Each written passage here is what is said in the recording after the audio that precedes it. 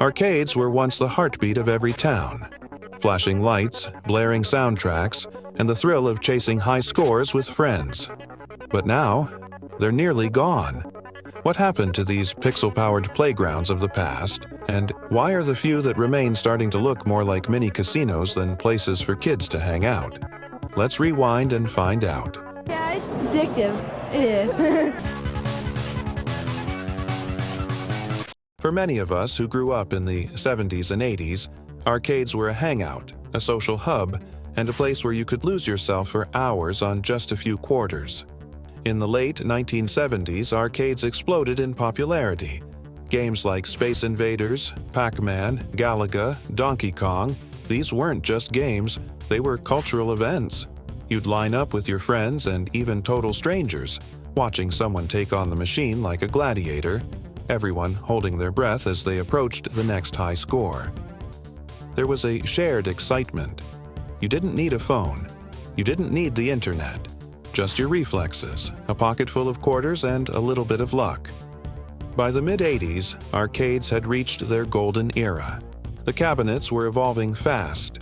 Better graphics, more intense gameplay, bright colors, and flashing lights. You could tell what era a kid grew up in based on what game they were obsessed with, whether it was Street Fighter, Double Dragon, or Mortal Kombat. But then, they started disappearing. It didn't happen all at once. It was a slow, creeping shift. By the late 90s and early 2000s, arcades were closing down in towns all across the country. That once-packed corner in the mall was now empty, or replaced by a candle shop or a cell phone kiosk. The smell of ozone and pizza grease was gone. So, what happened?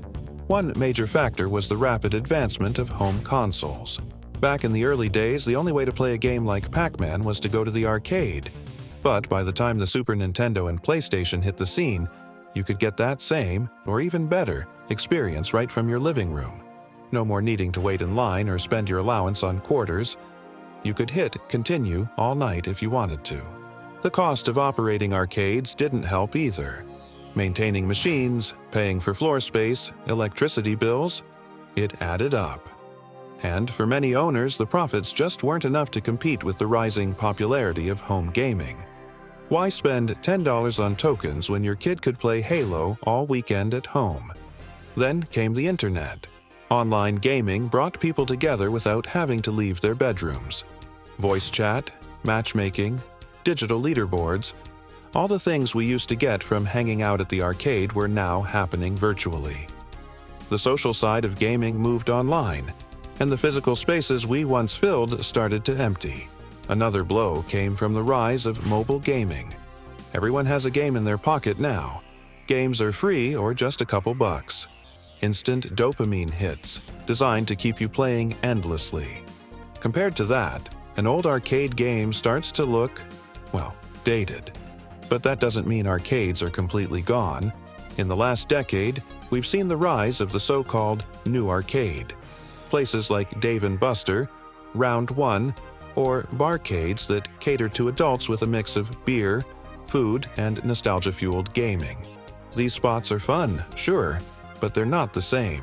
Most of these newer arcades are filled with ticket machines, claw games, and flashy gambling-style attractions that feel more like casinos for kids than the skill-based arcades we grew up with. The focus is less about challenge and more about extracting money. Swipe cards replaced quarters, and instead of mastering a game, you're swiping over and over to win tickets for plastic toys. It's fun, but it lacks that raw, gritty charm of the old-school arcades. And yet, there's a part of us that still misses them.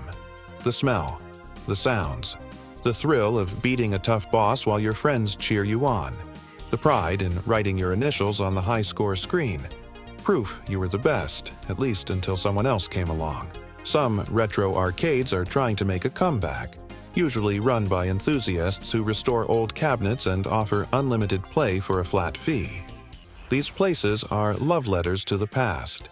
They're not money makers, they're time machines, built by people who remember what arcades really meant. But the truth is, those golden days probably aren't coming back. Not in the way we remember them. They were a product of their time. A perfect storm of technology, culture, and community. And like all golden ages, they faded. But if you close your eyes, maybe you can still hear it. The bleeps and bloops. The quarter hitting the machine. The crowd around a Street Fighter II match screaming in disbelief when someone pulls off a combo. It's still there, in memory, in spirit. And for some of us, that'll always be enough.